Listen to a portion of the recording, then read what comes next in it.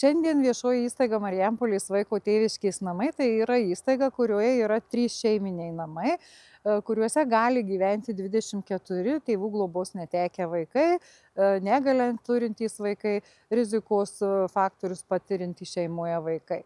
Tai šiuo metu vaikų yra pas mus 16 gyvena, mes dar turim 8 vaikams laisvas apgyvendinimo vietas, tačiau susiduriam su tokia realybė, kad mūsų įstaiga plečiasi šiai dienai ir mums reikalingi nauji darbuotojai, tai tikrai labai kviečiam visus prisijungti prie mūsų darbo kolektyvo. Darbo kolektyvas yra praktiškai visas naujas, naujai susiformavęs, jaunatviškas, žingeidus, darbštus, tai visus norinčius dirbti, turinčius individualios priežiūros darbuotojų arba socialinio darbuotojų išsilavinimą, kviečiam prisijungti prie mūsų darbo kolektyvo.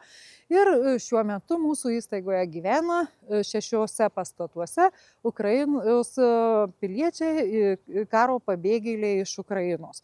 Tai žmonės, kurie patyrė karo baisumus, kur buvo sunaikinti jų namai, kur jie jau nebeturi kur grįžti, tai šiuo metu glaudžiasi apie 50 tokių piliečių. Jie truputį kinta, bet didžioji dauguma jau tiesiog yra tie gyventojai, kurie praktiškai vos ne nuo pirmųjų dienų atvykę ir gyvena pas mus.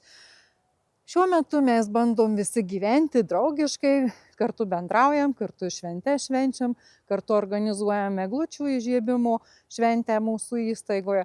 Taip, kad visi dalinamės džiaugsmais, skausmais, vieni kitiems padedam ir mūsų įstaiga siekia tobulėti, augti ir plėsti socialinės paslaugas.